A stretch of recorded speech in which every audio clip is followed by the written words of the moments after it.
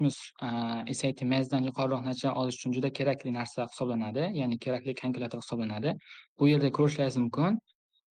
Dismiss dismissda o'rtacha SAT mavzularini 53%da dismissda to'g'ri foydalanib, unda vaqtdan yutishimiz mumkin.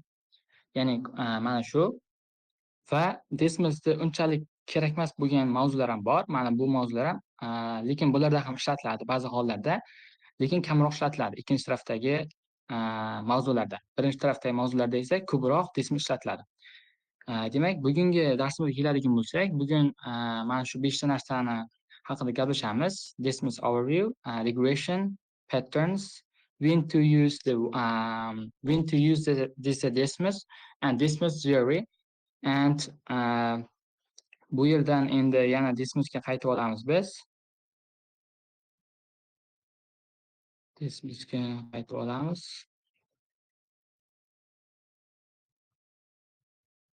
Share screen.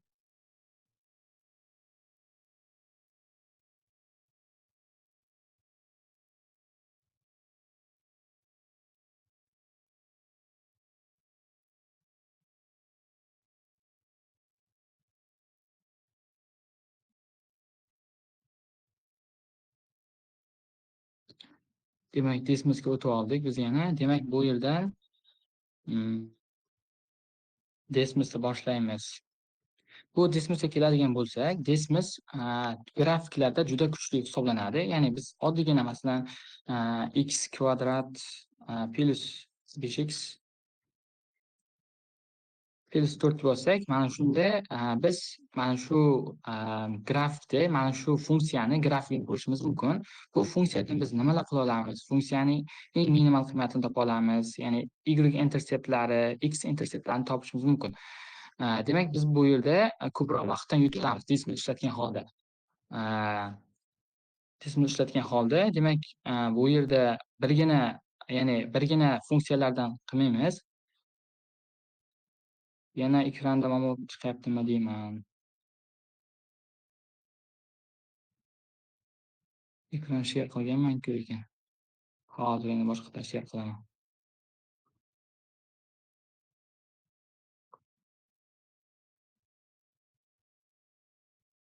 Endi ekran ko'rinyaptimi? Ekran.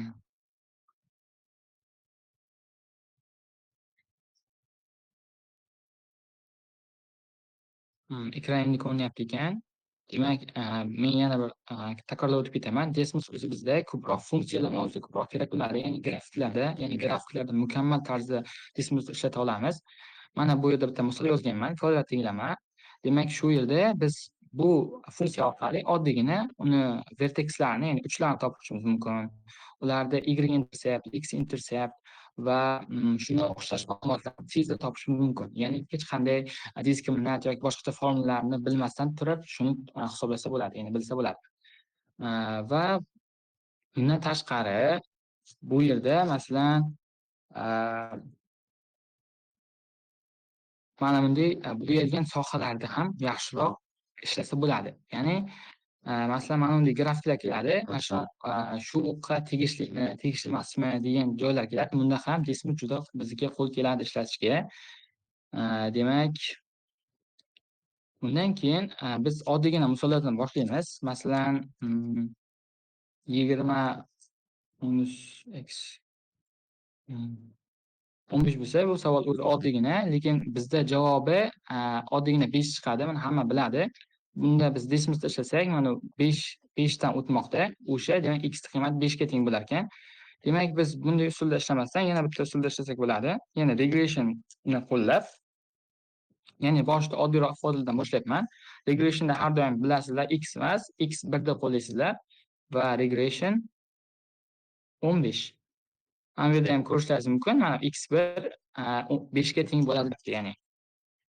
Shunchaki tenglikni o'rniga men regression ishorasini qo'ydim va x ni ishlatmadim, chunki x ni regressionda qo'llaymiz. x1 da yoki boshqa harflarni qo'llashimiz mumkin. Masalan, x1 da o'rniga shunchaki a qo'llasak ham bo'ladi. Masalan, a. Pastga a deb yozsak, a ning qiymatini chiqaradi. Shunday keyin mana bu yerda oddiy grafik yozasizlarki, masalan, 20 minus x deb yozimki, masalan, 20 minus a teng, masalan, 15 ga teng deb yozolmaysizlar. Agar oddiy tenglama ko'rinishda yozmoqchi bo'lsangiz, funksiya ko'rinishda yozmoqchi bo'lsangiz, har doim x yoki y lardan foydalanib, ko'proq x dan foydalanib yozishingiz kerak. Shundagina sizlar ishlay olasizlar. Masalan, sizlarda noma'lum son, masalan, x bo'lishi, noma'lum son, masalan, b ni toping deb qo'yish mumkin, c ni toping deb qo'yish mumkin. O'rtada masalan x o'rniga c, d lar, har xil harflar beradi. O'sha harflardan foydalanmaysizlar, faqatgina x dan foydalanasizlar. Agarda regression bo'lsa, boshqa harflardan foydalansalaringiz ham bo'ladi.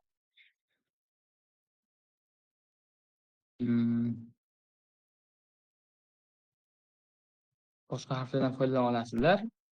Keyin bu yerda masalan, mana bunday ax plus a bo'lsa, mana bu yerdan bosib qo'yasizlar. A ni xohlagandek o'zgartirib grafikni ko'ra olasizlar.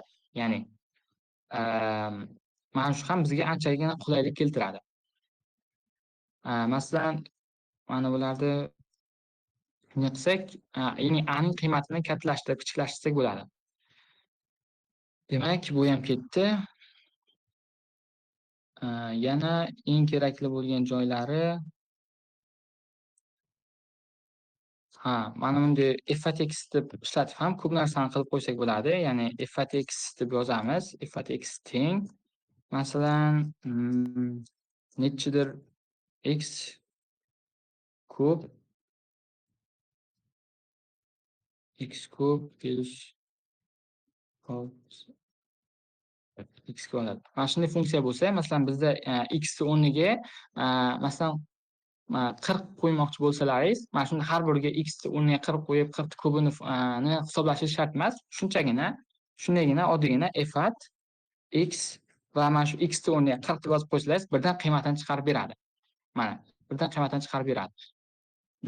Shu yerda sizlarga yana bitta qulaylik usulni ko'rsatib o'taman. Ya'ni ichkarida, ya'ni sizlar imtihonda o'tirgan paytlaringiz Desmusdan tepadagi ifodani copy qilib pastga qo'ya olmaysizlar, ya'ni ishlata olmaysizlar. Masalan, sizlarga ikkita ifoda kelyapti. Ikkita ifoda, masalan, mana shuni copy qilib pastga qo'ymoqchi bo'lsangiz, copy qila olmaysizlar. Bu yerda qilsa bo'ladi, lekin examda qilib bo'lmaydi.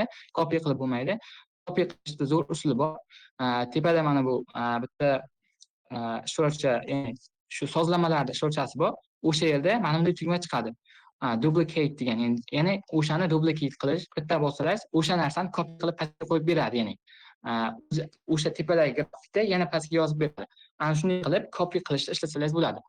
Ya'ni imtihonda masalan katta bitta grafik yozsangiz, o'shanga yana aloqador narsa yozishingiz kerak, lekin u oldingi yozganingizdan o'chib ketmasligi kerak. O'shanda siz yana qaytadan yozib ketishga vaqtingiz ketib qolishi mumkin. O'shanda o'shanday xatoga yo'l qo'ymaslik uchun mana shunday usuldan foydalanishingiz mumkin. Va shunday, demak, bularni ham aytib o'tdim. Mana shunday bo'lgandan keyin men ifat 40 ni aytib o'tdim-ku. Ifat 40 ni masalan shuncha qiymatga egaligini aytib o'tdim. Demak, endi bizda 2 ifat 40 ni top deydi. Masalan, mana shunday narsalarni so'raydi. Ya'ni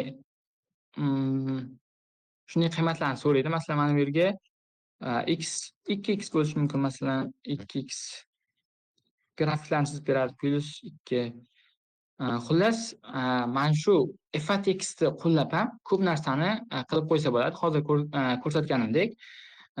Bundan keyin yana ikkita uchta grafiklar bilan ishlasa ham bo'ladi. Masalan, buni o'zlaringiz ham ko'rgansizlar.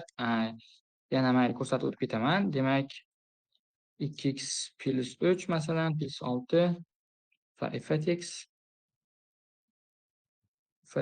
teng 7x plus 3. Masalan, men ikkita uchta grafiklar bilan bir paytda o'zida ishlash mumkin. Va masalan, SATda shunday savollar beradi. Masalan,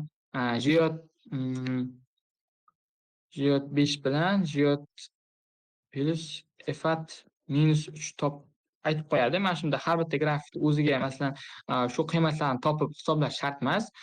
Shunchaki mana shunday usulda ishlasa bo'ladi. Ya'ni ikkilasini yozib qo'yib, j-ga 5 ber, f-ga -3 ber deb ikkalasini yig'indisini top deb aytib qo'ysalar, o'zlari ishlab beradi. Va yana bitta zo'r tarafi, ya'ni sizlar mana shu butun ifodani masalan 7 ga bo'lmoqchi bo'lsalaringiz, mana shu ifodadan 7 ga bo'lmoqchi bo'lsangiz, shu turishda bo'lish belgisini bossalaringiz faqat ifod 3 ga tegishli bo'lib qoladi. Unday bo'linmaydi. Qavsga olib bo'lsalaringiz ham bo'ladi, lekin unda ham qanchadir vaqt yutqazasizlar. Ya'ni buni qavsga qo'yish kerak, yana oxiriga qavs qo'yish kerak. Undan ko'ra bitta oson usul bilaman. Hammasini belgilab olasizlar. Belgilangan narsani bo'lish tugmasini bossangiz, hammasini to'liq bo'lish ishorasini qo'yadi. Ya'ni bunda ko'p ishlatsa bo'ladi. Masalan, bizda katta grafiklar bo'ladi, katta narsalar bo'ladi. Masalan, o'shalarni hammasini umumiy masalan 2 ga bo'lish kerak bo'lib qolsa, sizlar har bitta boshiga qavs qo'yib, oxiriga qavs qo'yib, garangga o'tmasdan shunday hammasini bitta belgilab, keyin yoki ko'paytirish, yoki bo'lish, yoki qo'shuv, qandaydir amallarni bajarib qo'ysalaringiz, o'sha umumiyga nisbatan hisoblaydi. Masalan, umumiy bo'lingan masalan 678. Demak, endi mana shu umumiy ifodani men 2 ga bo'lmoqchiman. Umumiyni belgilaymandagi taqsim 2 ni bosib qo'ysam, mana taqsim bo'laveradi. Ya'ni yana xuddi mana shu ifodani yana men masalan 87 ga ko'paytirmoqchiman umumiy ifodani. Shuni hammasini belgilayman. Ko'paytirish masalan 45. O'chib ketib qoldi. Mayli, ana shunday xullas umumiy ifodani belgilab, o'shanga nisbatan qilsalaringiz vaqtdan yutasizlar. Demak, bu narsa ham o'tdi. Demak, shu yerda men bir aytib o'tay. Hamma narsa joyidami? Ovozlar, ekranlar ko'rinyaptimi? Tushunarli bo'lyaptimi? Agar plus qoldirsangiz, men yana davom etaman.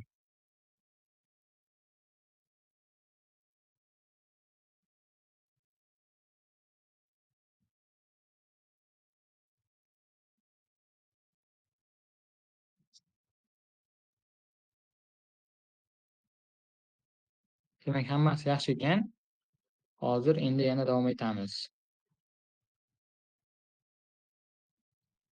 Demak,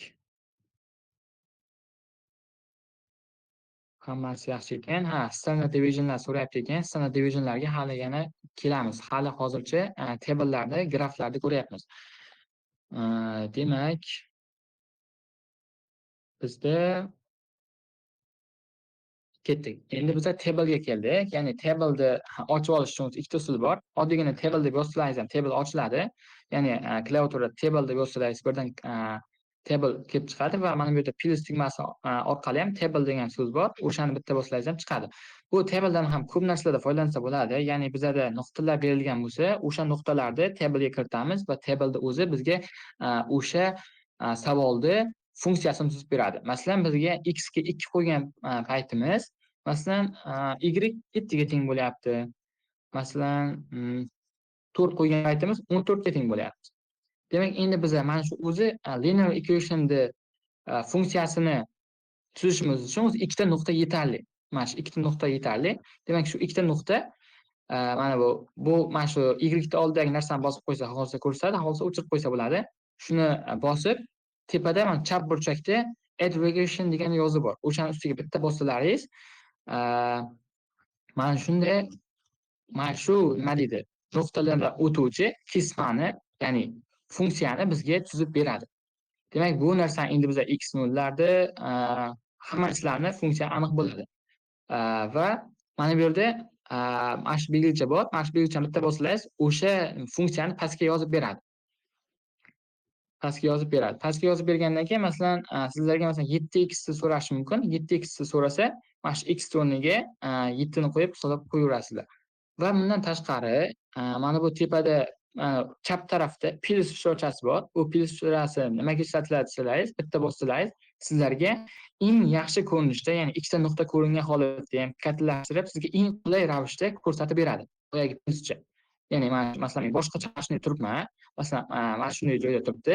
Borib bitta pluschani bossam, o'zi menga eng qulay ravishda ko'rinadigan joyga olib borib qo'yadi. Demak, table'da biz faqatgina linear equation'da ishlatmaymiz. Biz bunda xohlagan, ya'ni kvadrat tenglama, ko'p tenglama, darajali tenglamalar xohlaganda ishlata olamiz. Masalan, endi biz kvadrat tenglamaga keladigan bo'lsak, kvadrat tenglamaga ikkita nuqta yetarli emas, 3 ta nuqta kerak. Biz mana 3 ta nuqta yozamiz. 3 ta nuqta yozamiz, masalan 5. va mana bu yerda quadratic regression deb qo'yib qo'yamiz. Demak, bizada mana bizada grafikda chizib berdi. Grafikda mana x nollar, y nollar, y intercept, x intercept hammasini ko'rsak bo'ladi. Demak, bu yerdan ham shu gap, yana mana shu plyuschani bossa eng yaxshi ko'rinishda olib boradi va mana bu tugmani bossa pastga olib tushadi, o'sha tenglamani yozib beradi. Va bundan tashqari mana bu yerda 3 ta nuqtacha bor. Regression options degani, o'shani bitta bossak, ya'ni bu yerda sizlar masalan har xil sonlar, kattaroq, kichikroq sonlar kelib chiqib qolishi mumkin va masalan bir xil savollarda aytib qo'yadi. Masalan, -b -b ko'paytirilgan ikkisini top deb aytib qo'yadi. Masalan, o'shanda mana shu oldidagi koeffitsiyentlar aniqligi chalg'ib ketmasliklari uchun mana shu 3 ta nuqtachani bosib, mana shu yozuvni bossalaringiz, pastga sizlarda a nima, b nima hammasini yozib chiqarib beradi. Ya'ni masalan, sizlarda 3 ta koeffitsiyentni masalan nimadirlar, masalan, bir taqsimlab yig'imdan so'rab qo'yishi mumkin. Masalan, 1 taqsim a, 1 taqsim a plus 1 taqsim b plus 1 taqsim c. Masalan, mana shu narsani so'rab qo'ygan bo'lsa, shu narsa sizlar tepadagi funksiyaga qarab, masalan, -29 taqsim 5 nimadir sizlarga chalg'ib ketmaslikdan mana shu usuldan foydalanishlaringiz mumkin. Va masalan, umumiy ifodani masalan, masalan 2 ga bo'lingani kelib chiqib qolsa, mana shuni umumiy ifodani 2 ga bo'lmasdan, ya'ni qavsga olib, ya'ni nimadir bir narsa qilmasdan hammasini belgilab olib, bo'lish tugmasini bossak, umumiy bo'lib tashlayveradi. 2 ga bo'lib qo'yamiz, mana natijasi chiqadi. Va biz mana shu yerda ko'rishimiz mumkin, chap tarafda fraction form qilib qo'yibdi. Hozir bizlar chiqayotgan javobi bu decimal form deyiladi. Ya'ni 0 necha ketaveradi. Ya'ni butunli qism va bizda fraction qismi ham bor. Chap tarafda ko'rinib turibdi. O'sha fraction qismni bossak, bizda kasrli ko'rinishda yozib beradi. Ya'ni nechadir taqsim necha shunday ko'rinishda yozib beradi. Va bizda yana bitta narsa, endi bularni masalan sizda mana shunday dismissda ko'p narsalar yozib ketyapsiz, yana ko'p narsalar yozib ketyapsiz. Shu ko'p narsa yozib chiqqanda har bittasini o'chirib chiqish qiyin. Masalan, o'shanda ham osonroq usul bor. Mana tepadagi tugmachani bosib, delete all deb belgilab qo'ysangiz, hammasini birdan o'chirib tashlab beradi. Ya'ni masalan ko'pgina sizlar listga yozib tashlasangiz, qarasangiz chalg'ib ketyapsiz. Shunda hammasini alohida o'chirib chiqishga sizga vaqt ketib qolishi mumkin. O'shaning uchun hammasini birgalikda o'chirib tashlashingiz mumkin. Va bundan tashqari, oddiygina y teng 2x degan ifoda bor. Masalan, y teng 2x. Masalan, uni ifat x teng 2x deb yozishimiz ham mumkin. Masalan, ifat x teng 2x. Mana shunday holatda bo'lsa, sizlar oddiygina y yozmasdan 2x deb yozib qo'ysalaringiz ham baribir bir xil grafik chiqarib beradi. Ya'ni mana ustiga bitta bossangiz, shu grafikni o'chirib tashlaydi. Ya'ni ustiga bitta bossangiz, shu grafikda yoqadi.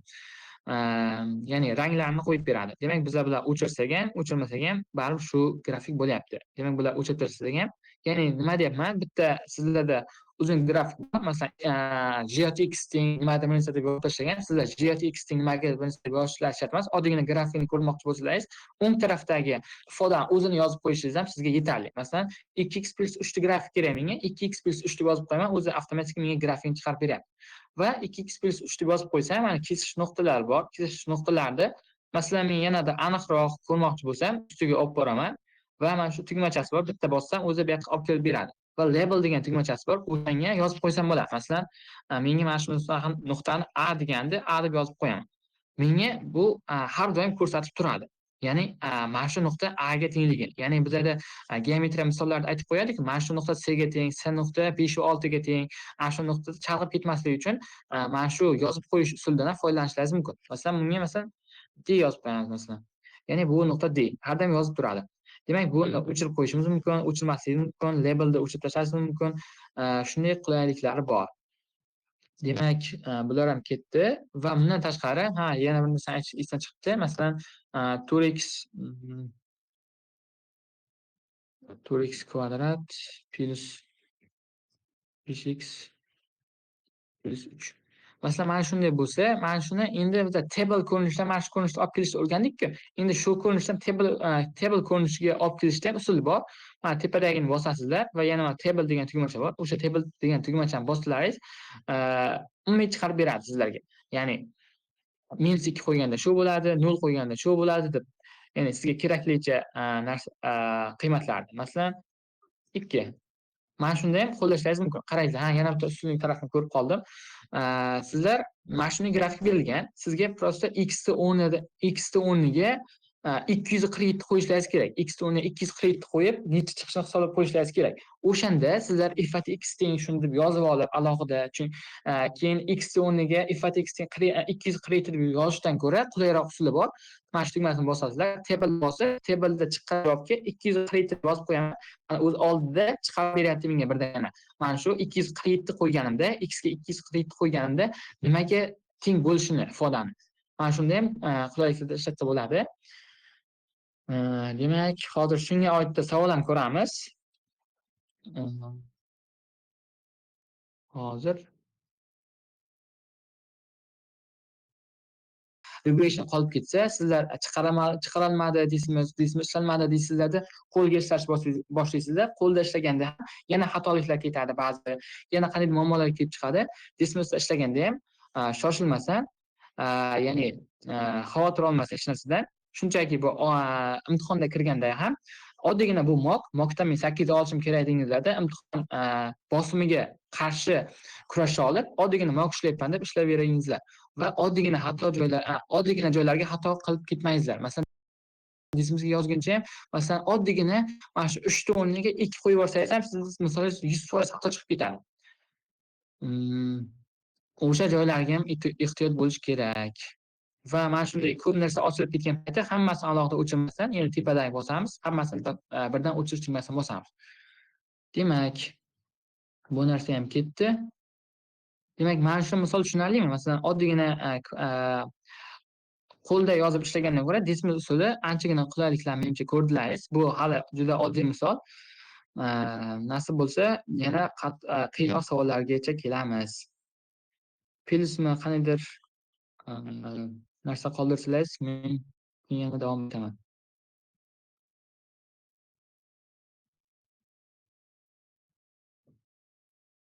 Ham bo'ladi. Ya'ni Dismiss degan kalkulyator, shuni ustiga bitta bo'lsa shu Dismiss kalkulyator chiqadi. O'sha Dismiss kalkulyator biz hozir ko'rib chiqmoqdamiz, qanday qulaylik yo'llarini. Shunaqa gaplar. Dismissda ko'pgina savollarni oson usulda ishlash mumkin.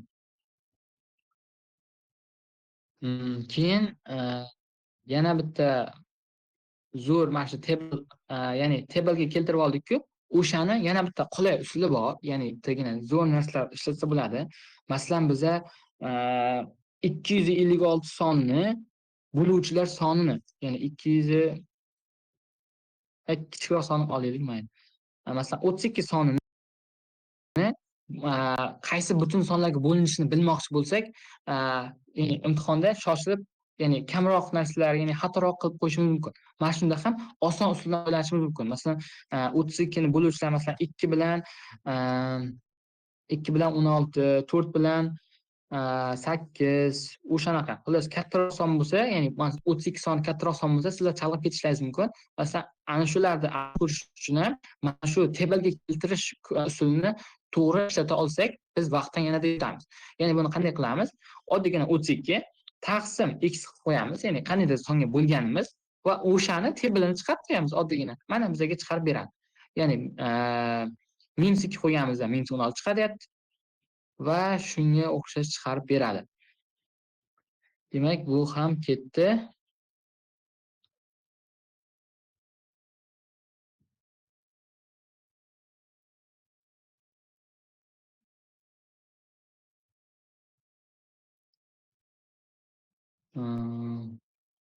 Endi shu sizlar aytgandek o'rta arifmetik, keyin middle point shunday degan joylari bor. O'sha joylarni asta ko'rishda boshlaymiz. Demak, bizlarda hozircha eng oddiyi o'rta arifmetikni so'raydi. Masalan, oddiy 7 ta 8 ta sonni o'rta arifmetikni so'raydi. Masalan, o'shalarni ham har xil usullar bor. Ya'ni sizlarga osonroq usullarni ko'rsatishdan boshlayman. oddiygina klaviatura orqali min deb yozasizlar va qavs ochasizlar. Har doim mana scatter plot bo'ladimi, middle point so'raydimi yoki qandaydir medianani so'raydimi yoki o'rtadagi sonni so'raydimi yoki modasini so'raydimi, hammasi shu lar topish uchun qavs orqali yoziladi va o'rtasiga virgul ishorasi ishlatiladi. Masalan, 3, 4, 5, 6, 7, 8 sonlarini o'rta arifmetikni top deyapman. Menga 5 yarmni birdan chiqarib beryapti. Ya'ni buni oddiy kalkulyator orqali ham topsa bo'lardi bunday qilib. 3 plus 4 plus 5 plus 6 plus 7 plus 8. Endi mana shuncha jami necha son? 6 ta son edi. Endi shularni hammasini bo'lish qilib 6 ga qilib yozsak ham shunday qilib chiqaradi. Lekin biz har bittasini qo'shish, ayirish, bo'lish qilib o'tirgandan ko'ra oddiygina o'rta arifmetikni topmoqchimizmi? Bo'ldi, tamom. Oddiygina men deb yozamiz. Men deb yozamizdagi qavs ochib, o'rtasiga virgul ishorasi orqali, ya'ni sonlarni yozib chiqamiz. O'shanda birdaniga bizga chiqarib beradi. Demak, men ketdi. Mendan keyin demak medianani ko'ramiz. Demak, medianani ko'rish uchun median deb yozasizlar va bunda ham har doimgidek qavs ochasizlar. Masalan 333, 334, 335. Masalan shunday bo'lsa, median eng o'rtadagini top deyapman, menga 334 ni chiqarib beryapti. Ya'ni sizlarga katta son nimadan bilsa bo'lishi mumkin. To'g'ri, bu median ko'proq ishlatilmasligi mumkin. Lekin qaysidir hollarda sizlar adashib ketishlaringiz mumkin. Nimadir qandaydir muammolar kelib chiqishi mumkin. Ya'ni men ham imtihonda shunday vaziyatlar bo'lib qolardi. Ya'ni oddiygina hisob-kitoblarda ham masalan 7 kara 8 ni 32 deb olib ketib, nimadir qilib odam charchagan payti oddiy kara-karada ham adashib ketishi mumkin. Shuning uchun men tavsiya qilamanki, kara-karalarda, oddiy hisob-kitoblarda adashmaslik uchun Dismus kalkulyator orqali shu oddiy narsa bo'lsa ham tezkorlik bilan hisoblab ketib, Dismus orqali yechimini yozib qo'ygan qulayroq. Ya'ni bu aytayotgan maqsadi, ya'ni examda bosim bo'ladi, baribir hammada ham bo'ladi, hayajon bo'ladi, shunga o'xshash hissiyotlar bo'ladi. O'shanda odam chalg'ish ehtimoli katta bo'ladi. Ya'ni sizlar biladigan narsalaringizni ham esingizdan chiqarib qo'yasiz. Ya'ni oddiygina har kuni ishlatayotgan formulalarni ham qaysi qismini masalan xato yozib ketishlaringiz mumkin. O'shanda sizlar Dismusga yuzlaningizlar. Ya'ni ko'proq Dismusdan foydalanish kerak. Ya'ni yana bir narsa aytib o'taman, bir xil ya'ni o'quvchilar emas, o'qituvchilar, ya'ni ustimaga tayyorgarlik ko'rayotgan o'qituvchilar so'rashadi. Masalan, SATda faqat Modul 1 da Dismus beradimi, faqat Modul 2 da Dismus beradimi, faqatgina grafik savollarda Dismus beradimi deb savollar bo'ladi. O'shalarga bitta qilib javob beraman. Dismusda SAT matematika qismida xohlagan savoliga xohlagancha ishlasa bo'ladi. Ya'ni sizga cheklov yo'q. Masalan, imtihoningiz bitta modulga 30 daqiqa vaqt bersa, masalan 15 daqiqa sen ishlatishing mumkin deb sizlarga cheklov qo'ymaydi Dismusda. Agar sizlar imtihonlaringiz bitta modul 35 daqiqa o'tsa, 35 daqiqa ham sizlar Dismusdan foydalana olasizlar. Ya'ni Dismusdan ishlashga qandaydir cheklovlar yo'q. Ya'ni hamma narsa sizlarga ozod. Ya'ni Dismus berildimi, undan to'g'ri foydalanib maksimal natijaga erishish kerak. Demak, standard divisionda boya ko'plar so'ragandi. Birdan standard divisionda ko'rib ketamiz. Standard division qanday yoziladi?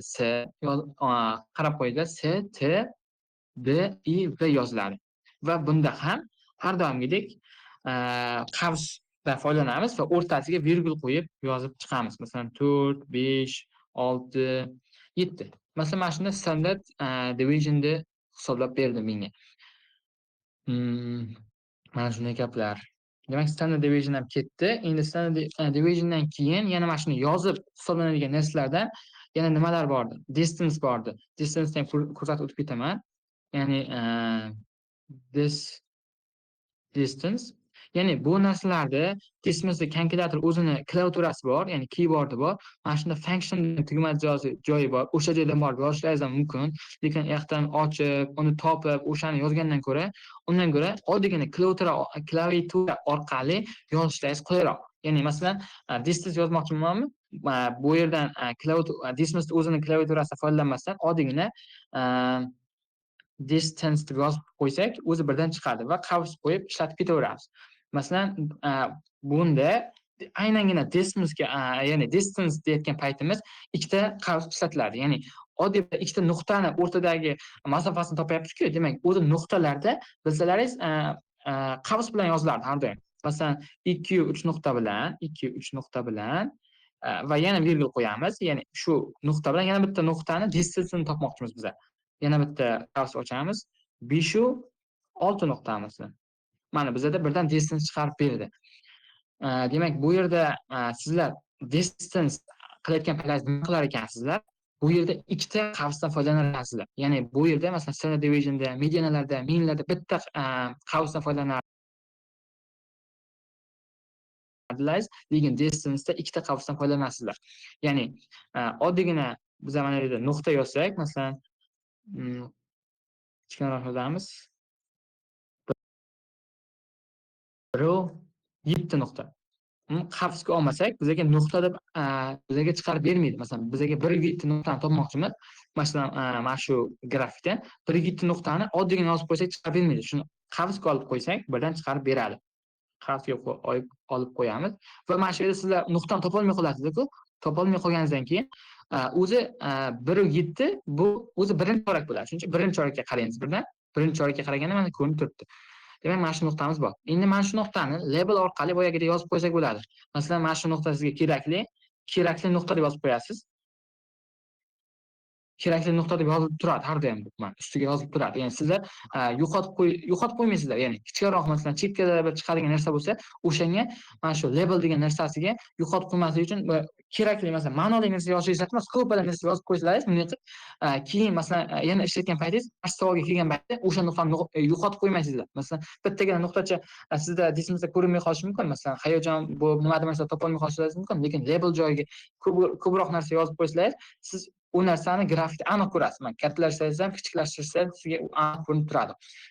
Demak, bu ham qanchalik ustunlik beradi. Shuning uchun distance'da har doim ikkita qavsdan foydalanasizlar. Ya'ni oddiygina nuqta yozayotganda ham qavs va ularning o'rtasida ham virgul qo'llaniladi. Va distancedan keyin yana yoziladigan narsalardan yana nimalar bor desalaringiz, middle point bor. Hozir middle point ko'ramiz.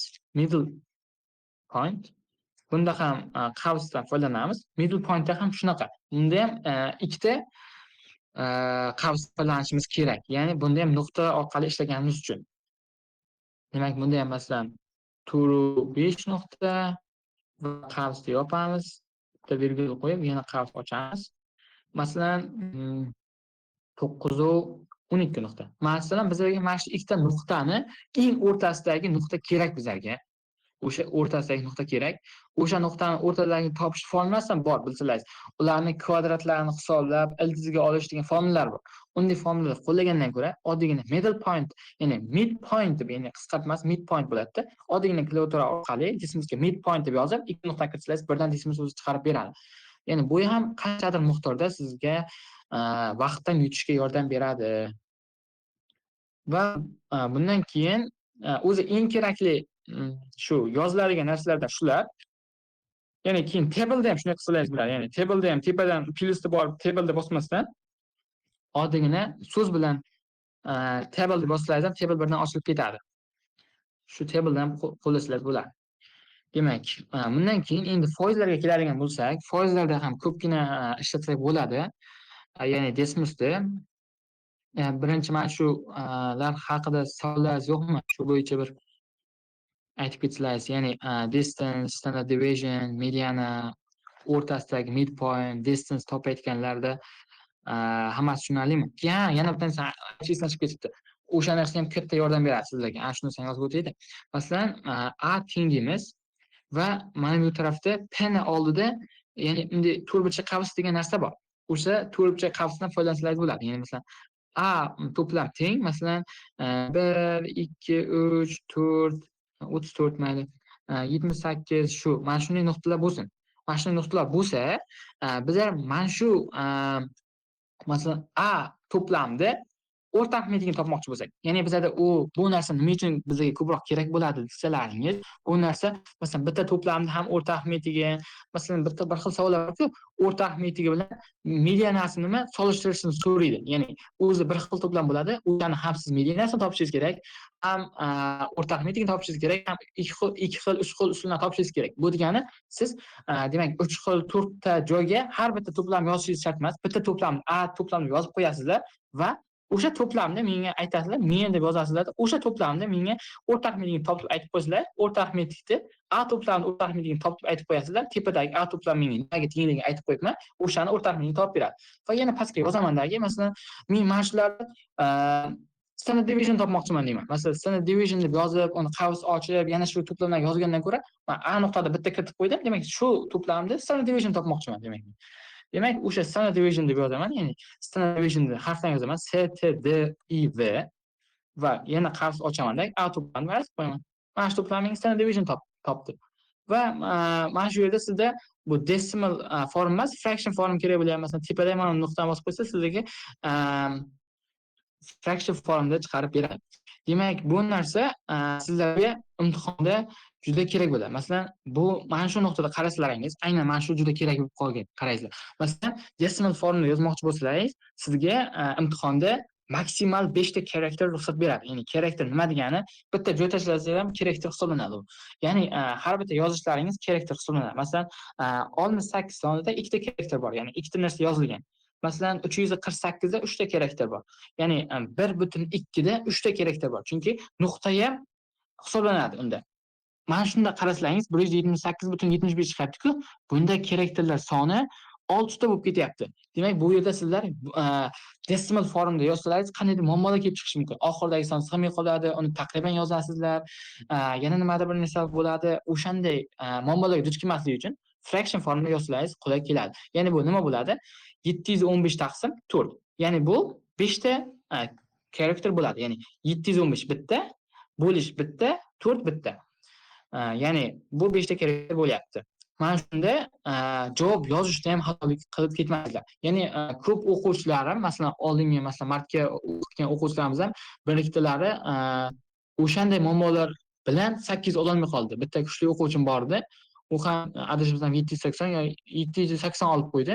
Ya'ni o'zi oddiyroq savol edi. O'sha savolga 21 ayirib o'rgan. U savolda ham u o'quvchim to'g'ri ishlagan, lekin xuddi mana shunaqa nima deydi? Javobi decimal chiqib qolgan, lekin 6 ta karakter bo'lib qolgan. U 5 tasini yozgan, baribir oxiridagi son sig'may qolgan. Muammo bo'lib qolgan va u oxirida vaqtdan shoshib taqriban olishga nimadir narsa qilishga vaqti nima deydi yetmay qolgan. Ya'ni shu decimal form yozgan, lekin u misol 100% to'g'ri ishlagan, lekin uni natijasi 780 emas, 800 emas 780 chiqib qolyapti. O'sha bittagina karakterni sababiga bitta inson perfect score olishdan ko'ra 780 olib qolyapti. Buni sizlar o'ylab ko'rsalaringiz, baribir katta narsada. Shuning uchun oddiy narsa bo'lsa ham qisqa va lo'nda qilib ko'proq vaqt ketsa ham sizlarga tushuntirib o'tyapman. Ya'ni javob kiritishda ham juda ehtiyot bo'lish kerak. Ya'ni 5 ta karakterdan oshib ketmasi kerak javoblar yoziladigan qismida. Demak, shunday gaplar.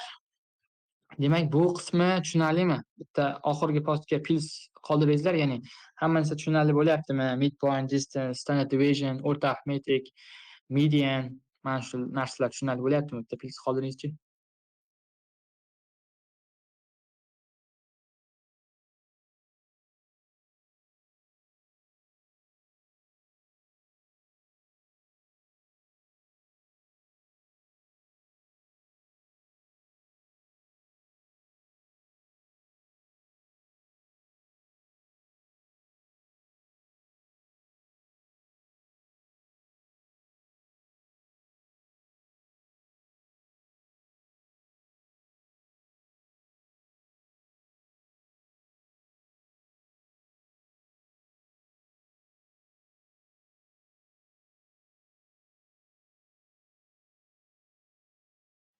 Demak, bizada vaqtlar chegaralangan. Ya'ni o'zi shuni o'zida ham o'zi 52 daqiqa o'tib qo'yibdi. Biza tezroq davom etamiz endi bu yog'iga. Ya'ni oddiy narsalar bo'lsa ham ko'pchilik unchalik bilmas edi. Shuning uchun qisqaroq qilib, mayda-maydalar bo'lsa ham tezroq o'rgatib chiqdim.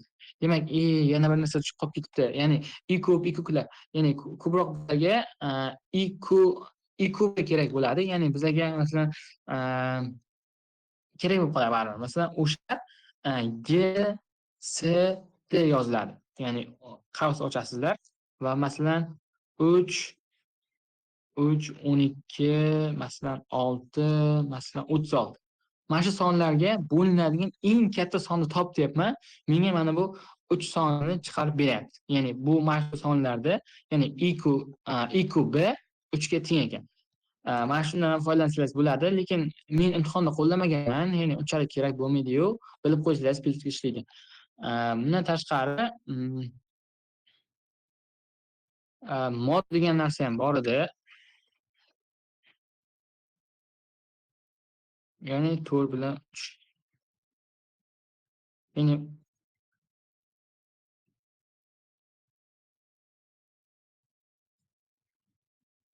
bitta o'zi bu narsa ham unchalik ishlatilmaydi. Keyin boyagi minimumlar, maksimumlar o'shalar. Masalan, bu narsalar ham ko'p ishlatilmaydi, lekin mayli bilib qo'ying. Masalan, men deb yoziladi. Masalan, 3, 4, 5, 7, 8, 9, 10, masalan, anaqa nechi, masalan, oxirida 1 yozib qo'ysam, menga minimum mana shu nima deydi? Mana shu to'plamda minimum qiymati, eng kichkina qiymatni top deyapman. Masalan, oxirida 1 yozib qo'yganman. Bir oxirida bo'lsa ham baribir menga shu to'plamda minimal qiymatini chiqarib beradi. Xuddi shu narsani men deb o'rniga max deb yozib, max deb yozib qo'ysam, max qiymati, ya'ni eng katta qiymat qaysiga teng o'shani chiqarib beradi. Demak, shunday. Bo'ldi shular. Demak, bu ham nima, yoziladigan narsalar ham ketibdi, tugabdi. Demak, endi foizlarga o'tamiz. Foizlarda ham kerak bo'lib qoladi desimiz bizaga. Ya'ni biza masalan 45 da 17% ni topmoqchimiz. Masalan, shundagina 45 ta yozamiz. Shift bosib turib 5 ta bossak, o'zi birdan bizaga nima deydi? Foiz belgisini qo'yib, ostib ham yozib beradi bizga avtomatik. Ya'ni biz nima qilyapmiz? Sonni o'zini yozayapmiz. Shift 5 ni bosyapmiz. Ya'ni birdaniga bizga o'zi chiqarib beryapti va mana shu yerda 17 yozib qo'yamiz. Bizga endi bu nima hisoblab berdi? 17 ning 45% ni hisoblab berdi. 17 ning 45% ni. Va bu tarafda mana fraction form bor. Fraction formni bossangiz, mana bu 153 taqsim 3 necha chiqyapti? Va bu decimal form. Shunaqa. Keyin yana bularni hammasini o'chirib tashlash uchun alohida, chunki masalan alohida vaqt ketsa, hammasini bir xil qilib o'chirganda menga kamroq vaqt ketadi. Oddiy narsa, lekin bu ham narsa kerak bo'lib qoladi. Masalan 17 yozilgandiku, 17 ni o'chirib yubordim. Va mana shunda orqaga qaytsam bo'ladi. Mana qaraysiz, tepada orqaga oldinga degan tugma bor.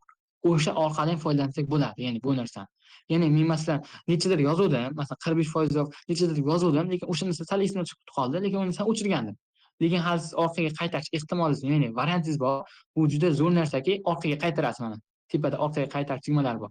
Masalan, katta sizlar funksiya yozilgan, matematikada kalla chalib qoladi, nimadan sizlarga yozib, shuni o'chirgansiz, lekin shu narsani qaytarishingiz kerak. Shunda orqaga qaytarish tugmalari ham bor. Masalan, ko'pchiliklar mana shuni ham bilmaydi, ishlatmaydi. Ya'ni bu narsalar berilgan, ya'ni sizga disimiz berilyaptimi, undan maksimal hamma funksiyasidan даже foydalanishimiz kerak. Ya'ni o'zimizga keraklilarni albatta. Demak,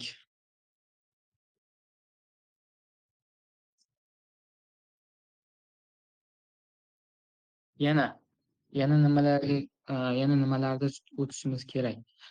Demak, mana bu yana dismissda tezroq ishlash uchun yana dismissda masalan savollarda uzun savollar bo'ladi-ku, uzun savollarni dismiss o'ziga ko'chirishga ham masalan 30 sekund, 40 sekund ketib qolishi mumkin.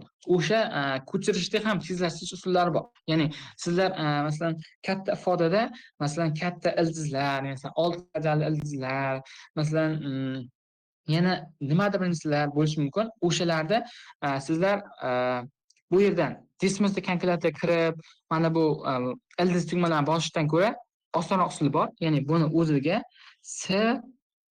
SQRT deb yozsangiz birdan kvadrat tenglama yozib beradi. Ya'ni mana shu SQTR deb yozsangiz, keyin masalan 25. Masalan sizlar o'zi kattaroqsa, masalan 2048 soni 4048 deylik ildiz. Shu masalan mana shu 1000 1024. Masalan, 1024 katta son. O'sha sonni masalan sizga tezgina o'sha kerak bo'lib qolyapti. Ildizga olingan, ya'ni ildizga olishingiz kerak. Masalan, vaqtingiz masalan vaqtingiz 15 sekundlar oxirida qolyapti. U yerda masalan parchalab qolib, mana bu yerdan keyboardini ochib, mana bu yerdan abslarga o'tib, shu bu ildiz belgisini topolmay qolib, yana qandaydir muammolar chiqib qolmasligi uchun, yana tezroq yozish uchun, kvadrat yozish uchun Q V T deb yozsangiz birdan chiqadi. Demak, men bularni bittagina yozib sizlarga tashlab qo'yaman. Demak, pastga S Q D T deb yozamanda o'chirib qo'ysam chiqmaydi. Demak, mana shu pastda yozganim tepadagi chiqadigan narsasini belgilaydi. Yana pastga, ya'ni ko'p ildiz bo'lsa-chi, ko'p ildiz bo'lsa qanday yozamiz? Oddiy S B D T yozamiz. Bunda kubik ildiz yozamiz. Endi buni ham tagiga yozib qo'yaman. Bu narsa albatta sizga kerak bo'ladi imtihonda. Ya'ni bitta yozib qo'yay. Keyin eng darajali. Masalan, sizlar 10 darajali ildizga olishlaringiz kerak. Masalan, 36 darajali ildizga olishlaringiz kerak. Ya'ni tepadagi mana 3 son emas, 30 nechi nimadir narsa bo'lishi mumkin. O'shanda shunday yozishlaringiz kerak. Uniki n n'inchi daraja bo'lgani uchun n root deb yozasizlar.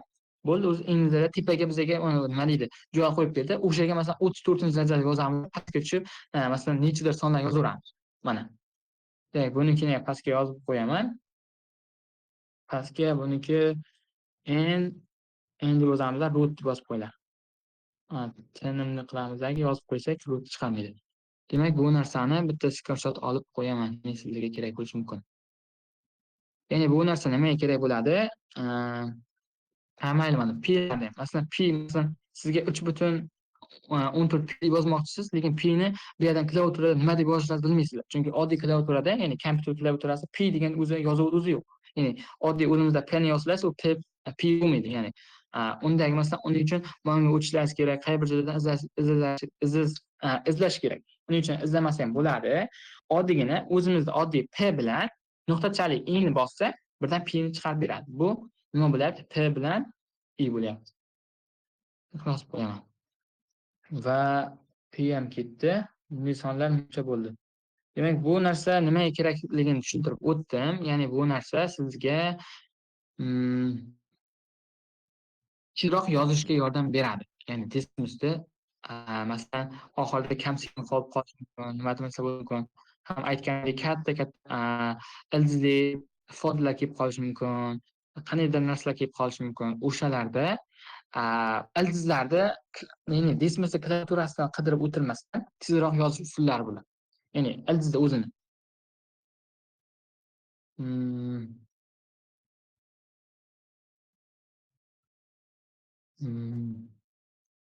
Va yana bitta narsa.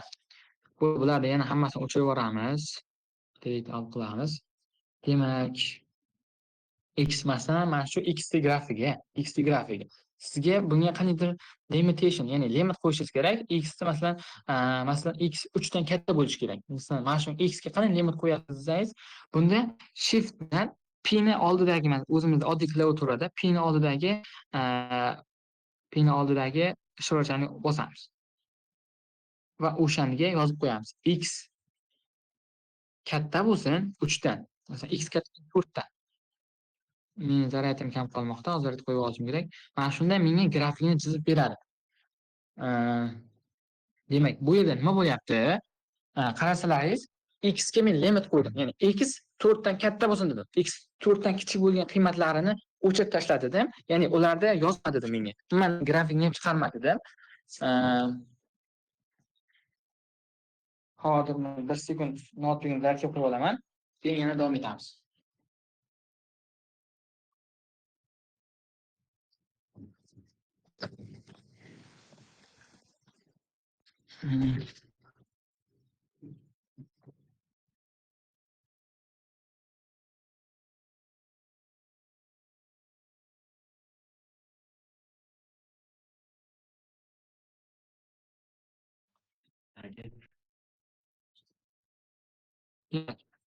Biz davom etayotgan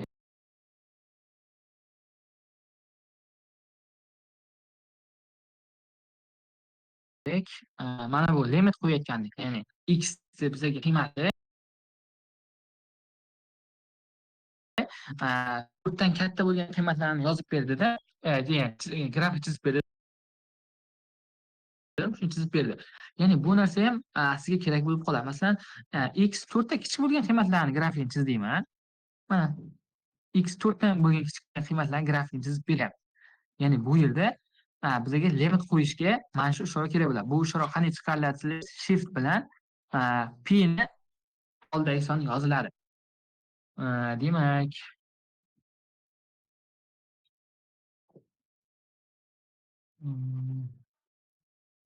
keyin ana ularda bir narsa esga tushib ketdi. P bilan radian, ya'ni graduslarda juda ehtiyot bo'lishimiz kerak.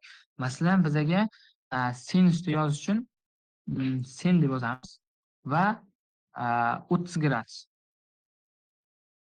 O'zi qarasalaringiz, sizlar qavsga olsalaringiz ham, nima qilsalaringiz ham, bu sinus 30 da minus 9.2 ga teng emas, hammamiz bilamiz. Shuni tepadagi mana bu yerda radianni digriga o'tkazamiz. Ya'ni 0.5. Ko'rdingizmi? Agar mana shu narsa sizlarda o'ng tarafdagi mana bu sozlama degan tugmacha borku, o'sha tugma orqali sozlanadi. Ya'ni bu yerda masalan sizlarda kosinus masalan 12 gradus kerak. Lekin mana bu yerda sizda masalan radianda turgan bo'lsa, bu umuman boshqa narsani chiqarib beradi, umuman boshqa qiymatni. Mana ko'rdingizmi? Qiymat o'zgaryapti. Radian bilan digriga o'tkazgan paytimizda, ya'ni darajaga. Ya'ni sizlarga bu taraf digrida turgan bo'lsa, ya'ni darajada turgan bo'lsa, lekin sizlarga 2 radian kerak bo'lsa, masalan, kosinus 2 radian kerak bo'lsa, lekin bu yerda sizlarda gradusda turgan bo'lsa, sizlarga umuman xato narsa chiqarib beradi. Shu narsaga juda ehtiyot bo'lingizlar. Ya'ni o'ng tarafdagi joydan o'lchanadi. Mana endi regressionga kelyapmiz. Endi asta regressionga kelyapmiz. Ya'ni regression bo'ldiki, mana bu ifodadan foydalanishga, bu ifodani qanday yozamiz sizlaringiz klaviatura orqali ham yozish mumkin. Buni ham ko'rdim, topish qiyin. Bu tugma masalan qayerdadir bitta qaraganda ko'rmaysizlar. ABSga o'tib, eng pastda mana burchakda turibdi. O'shani bosish kerak. Ya'ni o'shanday tugmalarni dismissni klaviaturasida qidirgandan ko'ra yozishlarni o'rganib olgan ertachidan osonroq va tezroq sizga vaqtdan yutishga yordam beradi. Shu narsa ham oddiy narsa bo'lsa ham. Bu shift bilan mana appsini tagidagi tugmacha bosiladi. Shundagina chiqadi bu narsa. Va masalan bu yerda regressionda har doim x qo'llamaysizlar. Boya ham aytdim. Masalan bir a ga regression qilsak nima bo'ladi? A 1 ga tengligini aytyapti. Masalan, bir regression a plus 1 desam, a ni -3 ligini tengligini aytyapti. Ya'ni bu yerda men tenglik qo'ymayapman, regressionda foydalanyapman. Bu narsa menga masalan nima uchun kerak bo'ladi? Nima uchun kerak bo'ladi desam, masalan, oddiy masalan bunday savollar bo'ladi o'rtacha. Istachida ko'p uchraydigan savollar, ya'ni modul adashsam modul to'lada ham tushadi. X taqsim 3 masalan 9x minus 6 va minus 4 minus 4 9x minus 6 ekan. Demak, bizda mana shu narsa kelib chiqib qoldi. Mana shu narsa kelib chiqib qolgan bo'lsa, sizlar nima deydi? Tenglik qo'yib ishlayapsizlar bu yerga. Tenglik qo'ygandan keyin grafik bilan ishlashingiz kerak. Ya'ni uni grafikini chizib berasizlarga. Tenglik qo'ysa, buni men funksiya sifatida olaman, buni grafikini chizib beraman deydi. Sizlar grafikda qanday chalg'ishlaringiz mumkin, bu nuqtani to'g'ri olish mumkin. Lekin mana masalan buni yechimi masalan 0.667, ya'ni bunday sonni decimal yozgandan ko'ra fraction formula yozgan yaxshi. Bunda fraction qila olmaydi. Lekin bunda o'rtaga oddiygina regression qo'yasizlar va x ni o'zgartirasizlar. Ya'ni x 1 qilishlaringiz kerak. Va x 1 ni qanday yozamiz sizlar? X oldiga borasizlar, shuni oddiygina 1 deb yozsangiz o'zi pastiga indeksga yozib beradi. Mana 1 deb yozamiz. Bizda x shunday kengligini aytyapti. Va pastga biz x 1 da so'raymiz, nimaga tengligini so'raymiz va bu yerdan biz fraction tugmasini bossak bo'ladi. Lekin biz qarabmizki, bizga masalan mana shunday savol beryapti, tepadagi aytgan savoldek, bizda variantlarda ham x minus 2 taqsim 3 qo'yib qo'yadi. Lekin bizada savolda boshqa narsani so'rab qo'yadi. Ana shu narsada ko'p narsani odamlarni chalg'itadi. Ya'ni 3x masalan minus 2 ni so'rab qo'yishi mumkin bizlarga. O'shanda bizlar x o'rniga x 3 ga ko'paytirib solib qo'yishimiz kerak. Ya'ni mana bu o'rniga oddiygina x 1 deb yozib qo'yamiz, o'zi qiymatini chiqarib beradi. Ya'ni sizlarda ya'ni mana shunday ifoda berib qo'yadi, tepadagi ifoda berib qo'yadi. O'sha ifodani variantlarida barcha tezishlarni javobini chiqargandan keyin birdan belgilab ketsin degan hiyla qilib, trik qilib ular A variantga minus 2 taqsim 3 ga qo'yib qo'yadi. Minus 2 taqsim 3. Har doim shunday bo'ladi. Sizga aldash uchun barchalar birdan ishlagandan keyin nima ishladimi, to'g'ri ishladimi, u birdan javobni belgilab keyingi savolga o'taman deydi, vaqtdan yutaman deb o'ylaydi. A javobga boyagi sizda hiyla qiladigan usulni qo'yib qo'yadi. A javobga minus 2 taqsim 3 qo'yib qo'yadi. D javobga minus 4 qo'yib qo'yadi. Qarabsizki, siz tez ishlaysiz. Berishiga qaramasangiz, masalan, berishiga minus 3x minus 2 ni topib aytib qo'ygan bo'ladi va sizga qarabsizki, siz A javob olib ketasiz va javobi minus 4 bo'ladi.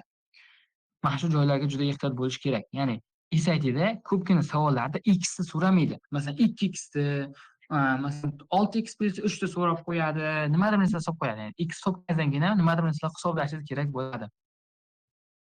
O'sha narsa juda ehtiyot bo'linglar. Demak, shu yergacha hammasi tushunarlimi? Yana ekran ko'ryaptimi? Ovozda, boshqa narsada muammo bo'lmayaptimi? Oxirgi postga pils qoldirsangiz.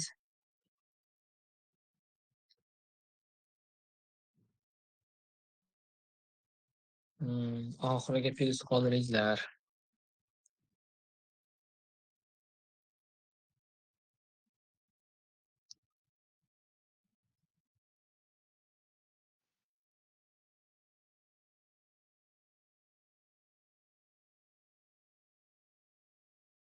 Harakat qilyapman, lekin meni fikrimcha bir kunda o'zi yetarli emas dismissga. Menimcha yana dars bo'ladi dismiss uchun. Hali bir narsani o'ylab ko'rdimda men. Hozir to'g'ri qiyinroq savollarni sizlarga ishlab ko'rsatishim mumkin. Ularni qanchadir miqdorda sizlar to'g'ri tushunmay qolasizlar baribir. Shuning uchun to'g'ri 1 kun ketmas, masalan 2 kun ketmas, 3 kun ketar, lekin dismissni mukammal o'rganib oling. Mukammal o'rganish baribir sizga nima bo'lgan taqdirda ham plyusga ishlaydi. Ya'ni hozir men to'g'ri hozirgi natijasi yaxshi va dismiss bilan ishlab yurganlarga yanada qiyinroq savollar ishlab ko'rsatishim mumkin birinchi darsni o'zida. Lekin hali endigina dismissni ishlab o'rganayotgan, ya'ni endi dismiss o'rganayotgan, boshlang'ich dismiss o'rganayotganlar bu narsalarni tushunmay qolishi mumkin edi. Ya'ni ular bu darsdan manfaat olmasliklari mumkin edi. Lekin hozir men boshidan, ya'ni dismissni noldan, ya'ni qanday kiritishlar, qanday kiritishda vaqtdan yutish kerak, ya'ni noldan eng bosh, ya'ni beginner darajadan tushuntirib kelyapman hozir dismissni. O'zi bir soatdan ko'p vaqt ketibdi shuncha, ya'ni oddiy narsalarni tushuntirsak ham. Bugun nechinchi dars bo'lyapti deb savol beribdi. Bugun birinchi dars bo'lyapti. Repetitorga bitta, ishlab ko'rishga bitta misol bersa ishlab ko'rardik deyapti. Demak, savollar hali dars tugagandan keyin o'zi kechroq bugun o'tgan mavzularimizga aloqador savollarni men yig'ib, PDF qilib tashlab qo'yaman. O'sha savollarni bemalol ishlab, o'sha kanalimda kommentariyaga tashlab qo'yishlaringiz mumkin. Bizada support teacherlar bor, main teacherlar bor. Biza bittagina SAT Top degan loyihamiz ko'pgina kishini qamrab oladi. Ya'ni bizlar jamoamizda ko'p kishi ishlaydi. Kim bo'lsa ham sizga masalan yo'nalish berib, to'g'ri yechimlarni o'rgatib ketaveradi. Ya'ni hozir menimcha savollar tashlasam yanada ko'proq vaqtimiz ketib qo'yadi. Ya'ni ularni ham ishlab ko'rib, ya'ni ularga ham yana vaqt qo'yib ishlagandan ko'ra sizga darsdan so'ng PDF formatda bugun tushuntirib bergan narsalarimga oid bitta fayl tashkillashtirib, o'sha faylni tashlab qo'yaman. O'sha fayldan ishlab yana mustahkamlab olaverasizlar.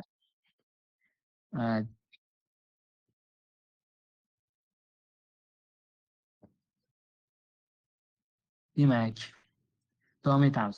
Demak, bizda yana bitta sal yaxshiroq savol bor. o'sha savolda ham juda chalg'itadi, juda chalg'itadi. O'sha savolda ham hozir men tashlayman. Harakat qilib ko'ramiz.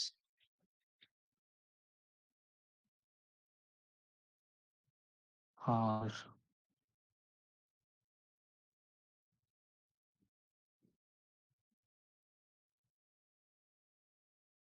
hozir bitta dismiss savol tashlayapman. U ham xuddi mana shu aytayotganimdek juda chalg'itadigan savol.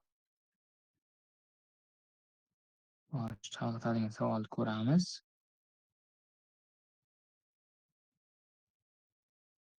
Ya'ni oddiy ishlasangiz boshqa javob chiqib qo'yadi, boshqa javobni belgilasangiz u xato javob kelib chiqadi. Ya'ni shunday noqulaychiliklarga olib keladi. Shunday savollar borki, ya'ni sizlar dismissga qo'yasizlar, dismissga qo'yganlaringiz uni foydasi yo'q. Ya'ni bitta yechim chiqaradi. O'sha yechim sizlarda variantda ham turgan bo'ladi. Ya'ni u variantda ham turganda qanday variant turadi? A javobda turgan bo'ladi. Ya'ni A variantda odamlar dismissga qo'ydim, ha to'g'ri chiqdi deydidagi birdan A bu degan xato. Savol masalan yanada o'ylab ko'rish kerak. Ya'ni chalg'itadi-da, ya'ni ular iloji boricha o'quvchilar kambag'al olishni istaydi. Shuning uchun ko'proq hiylalar, oddiygina savollarga ham hiylalar tushadi. Ya'ni oddiy savolga ham hiyla tushadi.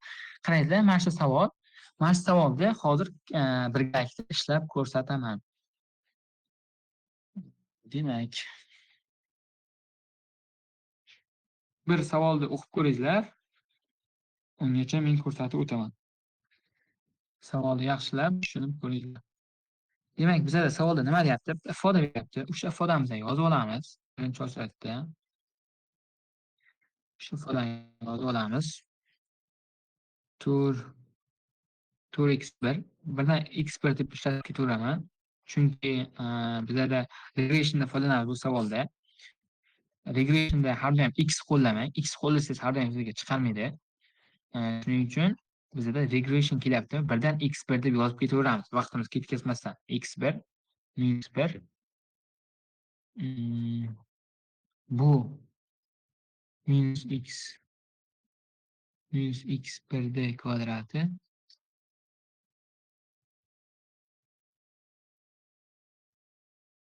x1 kvadratimiz mana shunaqa ekan. x1 kvadrati -4. Demak, mana bizada x1 va bular nimalar ekanligini bizdan so'rayapti.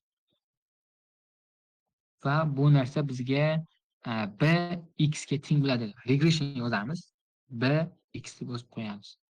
Ya'ni b1 bx1 deb yozamiz. Chunki biz x1 da qo'llayapmiz. Qarasalaringiz, bu yerdan nima bo'lyapti? Bizda javobida, ya'ni variantlarda qarasalaringiz, bir yo'q ekan, bizda b ni so'ragan, lekin bu yerda b yo'q ekan, lekin bir xil vaqtlari b ni variantlarga bir ham qo'yib qo'yadi. Ya'ni bir qo'yib qo'yadi. Shunday sizlar shu regression qo'yasizlar. Regression qo'ydim mana zo'r javob chiqdi. Endi men boshqa savolga o'tiraman. Bu savol tez ishladim deysizlar, lekin qarabsizlarki xato savol. Xato ishlayapti. Demak, bu yerda qarangizlar, hozir lekin bu yerda variant yo'qligi sizga yana qayta ko'rishga majbur qiladi. Lekin variant bo'lmasdan, sizlarga variantlarda 1 degan javob qo'yib qo'yganda, aniq sizlar 1 deb belgilab ketardilar shu savolda. Ya'ni oddiy regression qo'yasizlar, javob chiqyapti. Javob chiqqan javobni belgilayapsizlar, baribir xato chiqyapti. Lekin unda nima bo'lyapti bu yerda? Ya'ni bu yerda bizada ikkita noma'lum son bo'lgani uchun, ya'ni bizada A noma'lum va B noma'lum. O'sha ikkita narsa noma'lum bo'lgandan keyin bizlar kamida x o'rniga 3 ta narsa qo'yib ko'rishimiz kerak. 3 ta yoki 3 tadan ko'p son qo'yib ko'rishimiz kerak. x1 teng 6 ga.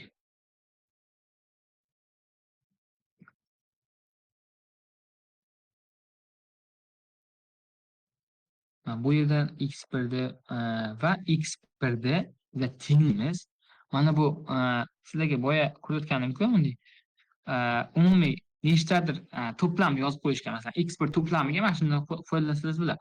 Masalan men masalan 3 tadan ko'p to'plam yozishim kerak. 1 qilib yozamandagi 3 ta nuqta yozib 10 yozib qo'ysam va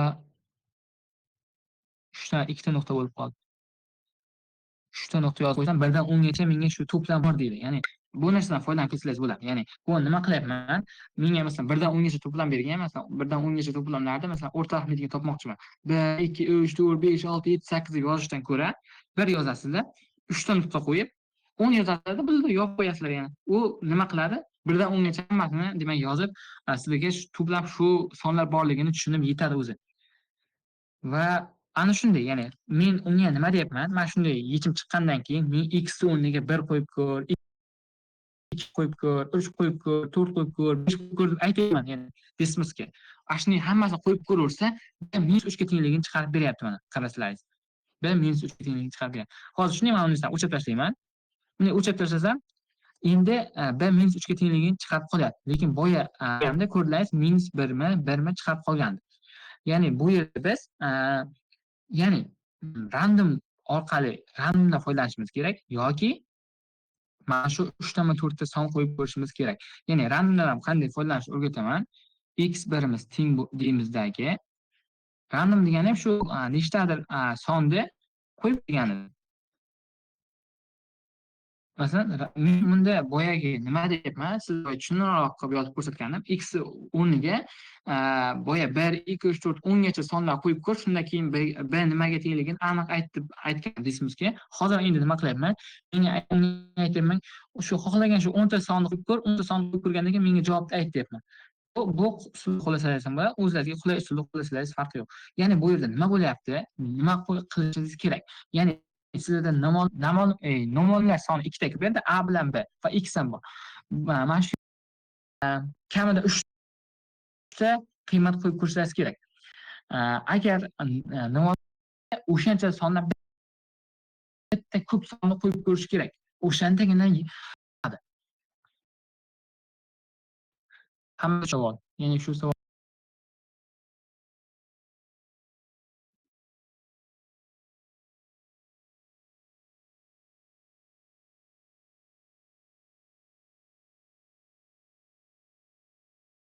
nimaga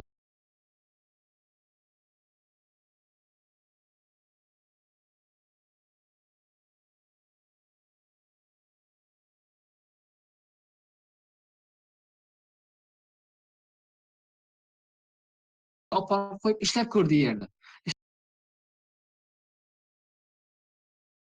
Ishlab ko'rsa, songa teng chiqsa, o'sha tengni bilan to'g'riligini isbotlaydi. Tushundingmi? Demak, maktablarda ustozlar shunday o'rgatadi. Ya'ni chiqqan javobni x ni o'rniga olib borib qo'ysak, o'sha tenglar bir-biriga teng bo'lishi kerak edi. Bu yerda ham xuddi shu narsa ketyapti. Ya'ni sodda qilib tushuntirgan. Dehqoncha qilib tushuntirgan.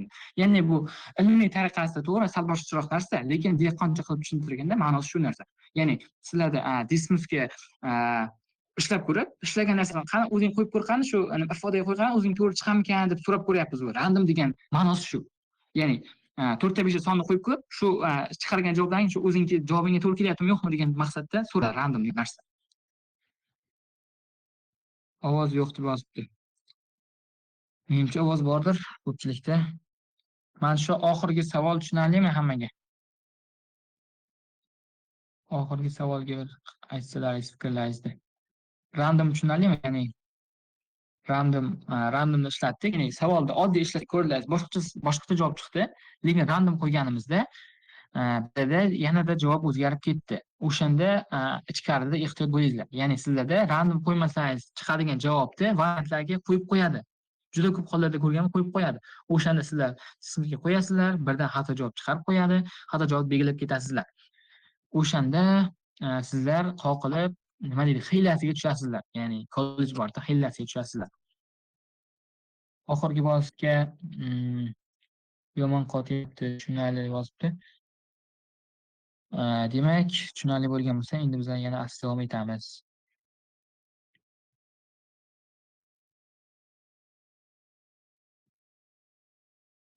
Yana bitta savol ko'ramiz. Hozir.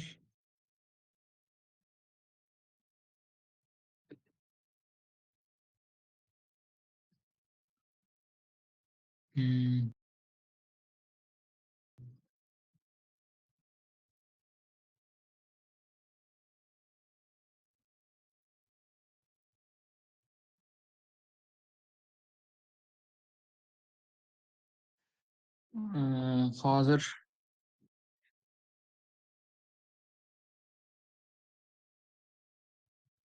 o'chirib turgandim ovozda. Endi ovoz eshityaptimi? Bir yozib qoldiringlar, plyus qoldiringlar. Ovoz yaxshi bo'lsa.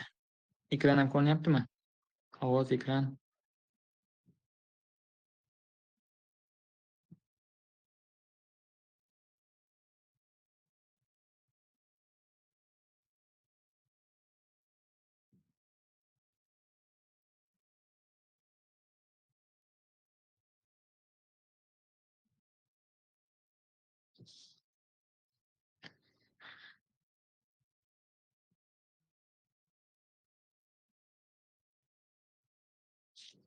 Hmm.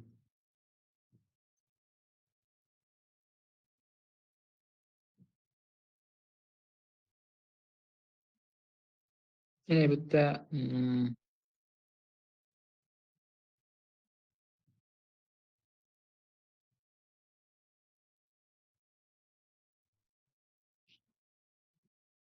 hozir foizli savol ko'ramiz.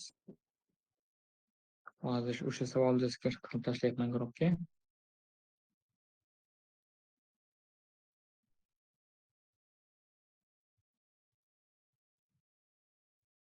Bu savolga bir harakat qilib ko'ringlar o'zlaringiz. Hozir ketyapti.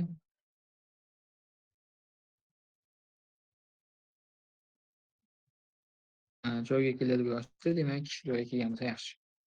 Sizlarga bitta foizga oid savol tashladim. O'sha savolni Dismiss orqali ishlab ko'ringlarchi.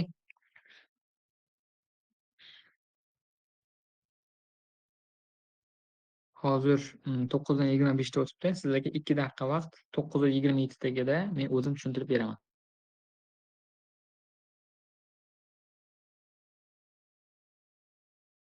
Ishlab, shu Dismiss'da orqali ishlaganingizda skrinshot qilib, shu postni kommentiga tashlang.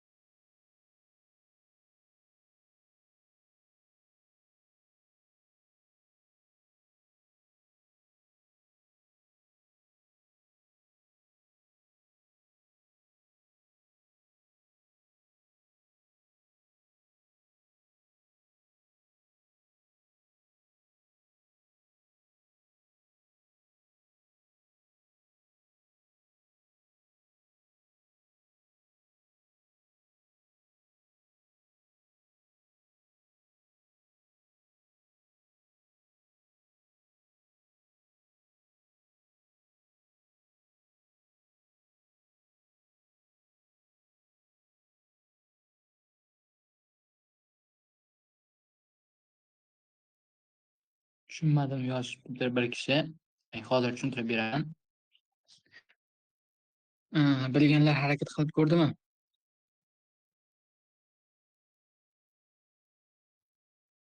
Ya'ni, Dismiss'dan ko'proq ishlab, ko'proq praktik qilish kerak. Ya'ni ko'proq savol ko'ra olsangiz, ko'proq praktis bo'lsa, baribir sizga plyusga ishlaydi va imtihonda tezroq ishlashga sizga foydasi tegadi va chuqurroq tushunishga yordam beradi.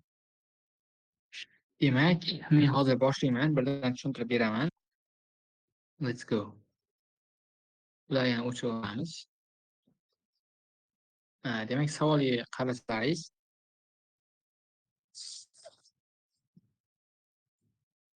demak, bizda x nimaga tenglar?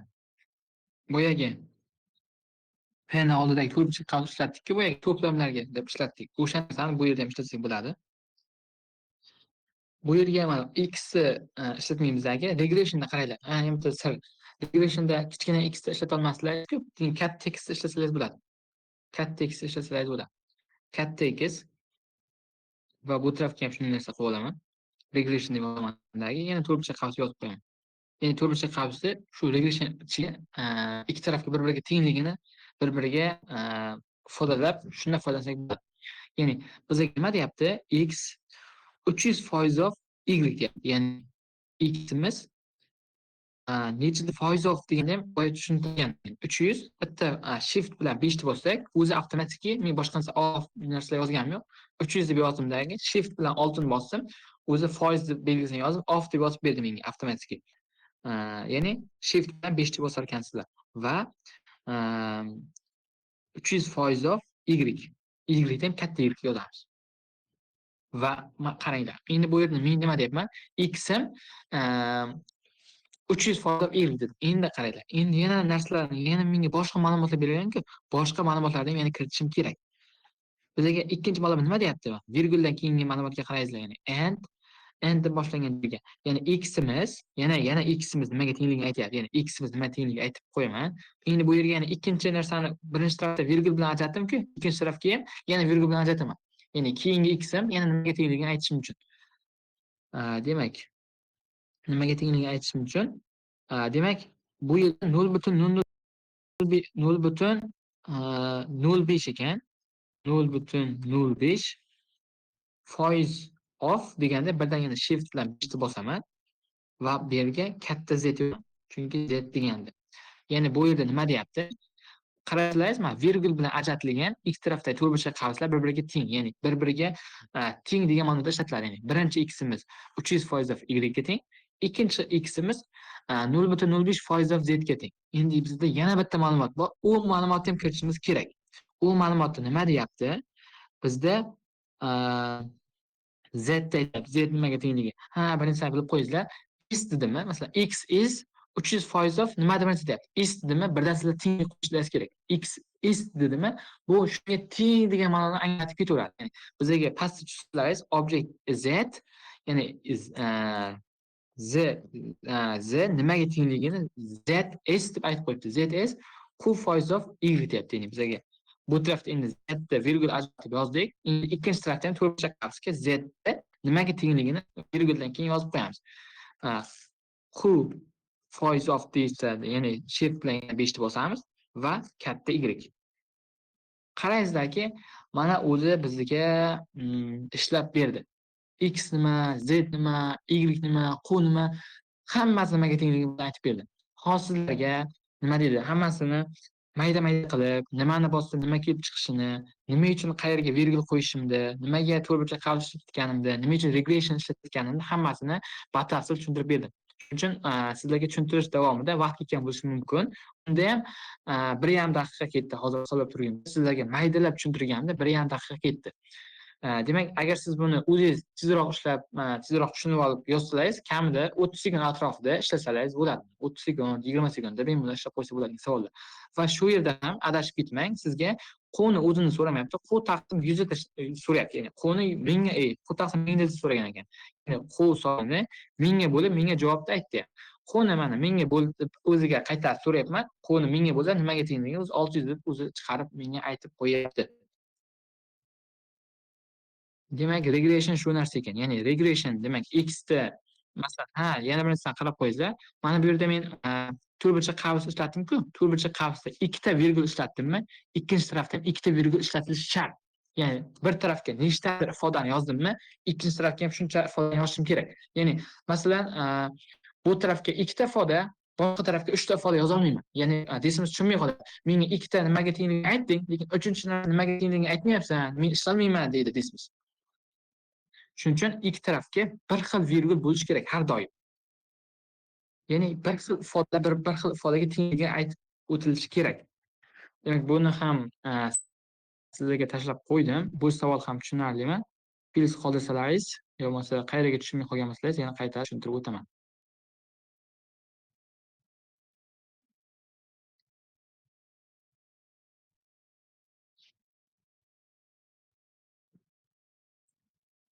va oxirida yana shu ehtiyot bo'lingizlar, sizlardan oddiy masalan q sonini o'zini so'ramayapti yoki x sonini o'zini so'ramayapti. Qni mingga bo'lgandagi sonni so'rayapti. Ya'ni qni oxirida mingga bo'l, qiymati mingga aytyapti. Shuning uchun qni mingga bo'lib, natijani yozdim, 6 chiqdi.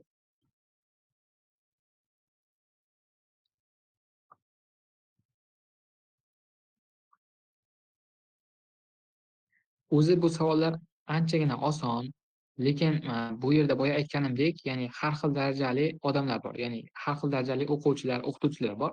Masalan, o'qituvchilar даже hali desmosni faqatgina shu qo'shirish, ko'paytirishlarga ishlatadi, ya'ni oddiy kalkulyator sifatida. Ular hali unchalik tushunmaydi. Shuning uchun hammaga tushunarli bo'lishi uchun boshidan osonroq savollardan maydalab tushuntirib o'rgatib o'tib ketyapman.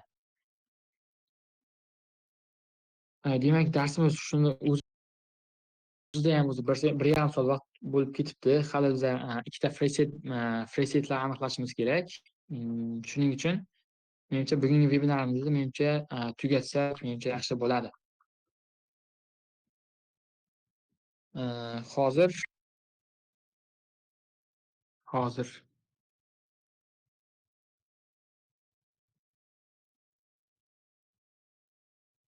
bitta post tashladim. Freysetlar aniqlaymizmi deb. Demak, o'sha postga bir qandaydir fikr bildiring. Ha yoki go deb bironasi yozib qoldiring. Keyin nasib bo'lsa, freysetlarni aniqlaymiz. Va freysetda shartlarni ham menimcha ko'pchilik bilishardi. Ya'ni shartlar berilgandi. Aynan kimlarga shu kursimiz tekin berilishi haqida. Demak, bizada shartlar demak bo'linib qo'yilgan bo'lishi kerak edi va repost qilgan bo'lishi kerak edi. Qandaydir fikrlaringiz bormi? Qanday aniqlaganimiz yaxshi? Ya'ni Facebookda a'zolarini, ya'ni o'zlaringizdan so'raylik. Ya'ni qanday aniqlasak sizga qulay bo'ladi. Ya'ni ham adolatli bo'ladi. Oxirgi post tagiga yozib qoldirsalaringiz, shunga qarab, vaziyatga qarab aniqlaymiz presetlarni. Masalan, o'tgan safar ism familiya yozganlaringiz, o'sha ism familiyalardan keyin random orqali tanlagandik.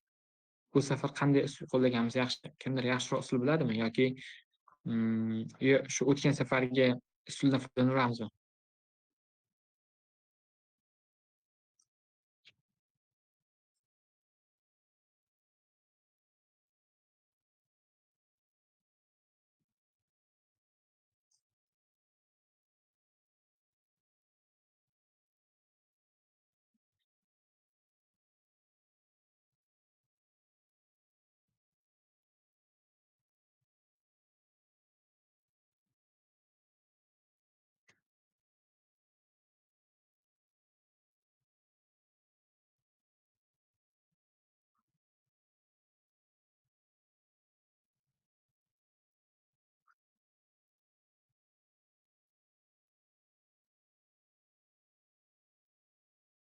Shu random qilamiz. Shu random qilganda ham qanday random qilishimizni, masalan, kimdir yaxshiroq usul bilsa, balki o'sha usulni qo'llaymiz. Agar farqi yo'q desangiz, shu o'tgan safargi usulni qo'llayveramiz.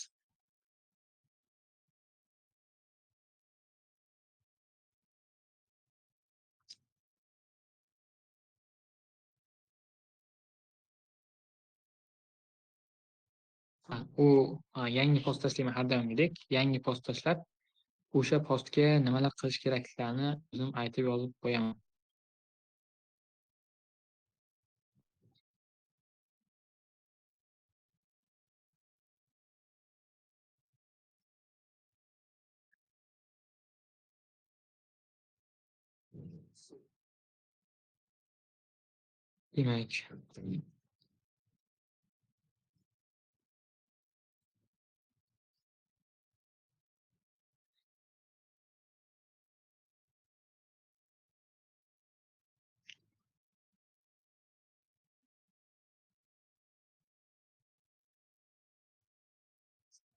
Demak, hamma taymni presetga deb yozdim. Demak, shu yerdan sizlar go yoki pils qoldiringizlar. Keyin birdaniga aniqlab tashlaymiz ikkita preset egasini. Ikki kishiga biza o'zimizni kursimizni xohlagan fanini 33 kun intensiv shug'ullanishini bepulga qilib beramiz. Ya'ni bir kishi SATga umuman tayyorlanishiga o'zimiz noldan to shu iyun oyiga topshirishigacha yordam beramiz. Registratsiya qilishiga, agentlikka yuborishiga. Aytmoqchi, bizlar kurslarimizga hamma narsa o'z ichiga oladi. Ya'ni biz o'z o'quvchilarimizga registratsiyani o'zimiz qilib beramiz. Ya'ni uni agentlikka yuborish kerakmi? Ya'ni SATga kichkina ikir-chikir narsalarni boshqa joyga masalan registratsiya qilishlar ham 50 ming, masalan 100 ming atrofida qo'shib oladi masalan bir xil joylar registratsiya qilishlar. Masalan ko'pchilik yaxshi tushunmaydi masalan ayniqsa ustozlar, ustunmanga deb olayotgan ustozlar. O'shalarga ham o'zimiz kursimizni sotib olgani uchun o'zimiz xizmat ko'rsatib, o'zimiz registratsiya qilib beramiz. Demak, hamma tayyor ekan. Demak, hozir men shartlarni aytib o'taman. Shartlarni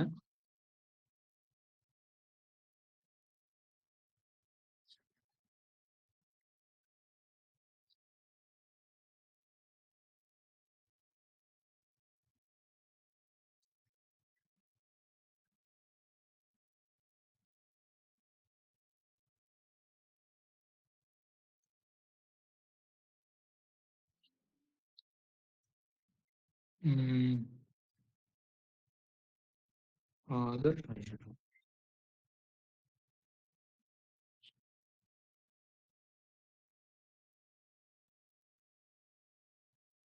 demak, preset uchun hozir nimalar qilish keraklarini to'liq aytib o'taman. Demak, hozir bitta post tashlayman. O'sha postga to'liq ism familiyangizni faqat bir marta tashlashingiz kerak. O'sha 1 daqiqa vaqt beraman. 2 daqiqa vaqt beraman. Shu 2 daqiqa ichida sizlar o'z ism familiyangizni yozib qoldirishingiz kerak. Shu ism familiya yozib qoldirganlarning ichidan ikki kishini tanlab olamiz. Ikki kishini tanlab olamiz. U kishi bizada shu repost qilgan bo'lishi kerak. Repost qilgan bo'lsa, agar unga keyin kursda xohlagan fanini, ya'ni bizada ikkita fan o'tiladi, SAT, Maths va English, xohlagan fanini 1 oylik 33 kunlik intensiv kursimizni tekinga beramiz. Demak,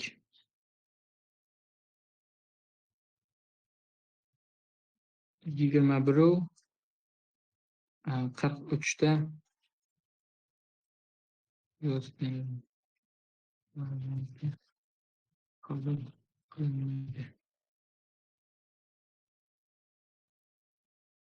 mana bitta post tashladim.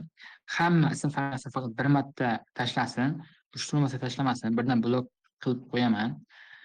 Faqat bir marta ism familiyangizni yozib qoldiring. To'liq ism familiyangizni faqat bir marta. 21:44 ta tashlagan ism familiyalarni qabul qilmaymiz. 21:43 ta tashlangan ism familiyalarni qabul qilamiz.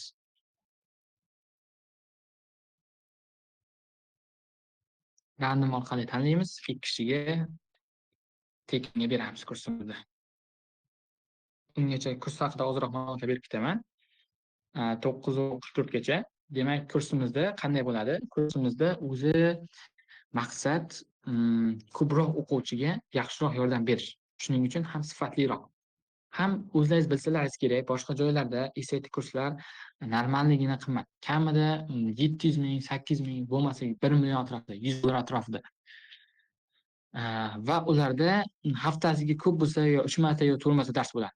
Bizda haftasiga 7 kun bo'lsa, 7 kun ham dars bo'ladi. Ya'ni o'zi kursimiz bizda 33 kun davom etsa, ya'ni 1 oydan ham ko'p o'zi, 33 kun davom etsa, 33 kun dars bo'ladigan bo'lsa, 33 kun bo'lsa, 33 kunda o'zida ham har kuni dars bo'ladi. Soat 8:00 da darslar kamida 2-3 soat davom etadi.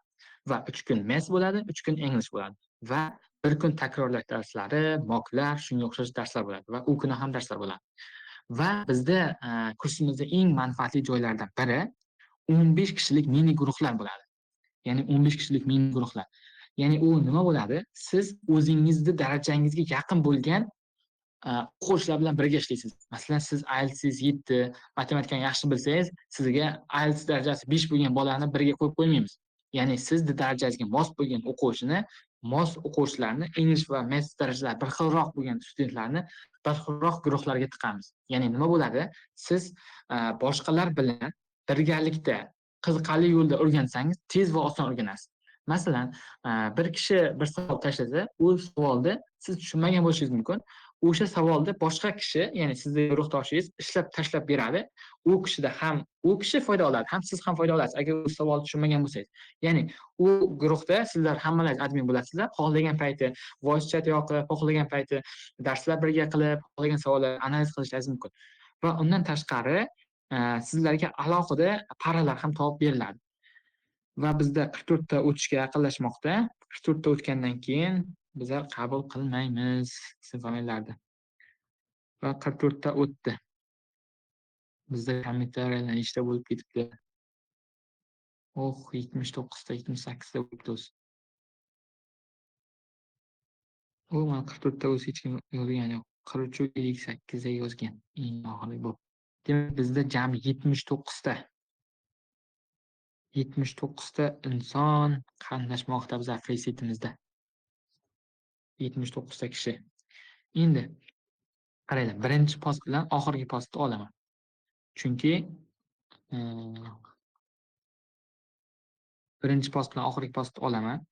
Ya'ni bular hali g'olib emas. Birinchi va eng oxirgi tashlangan ishtirokchilar. Hozir ularni tashlayman.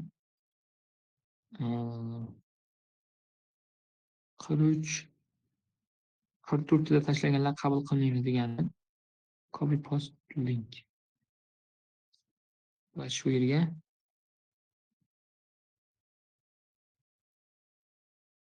tashlab qo'ysam o'rnida bo'ladi.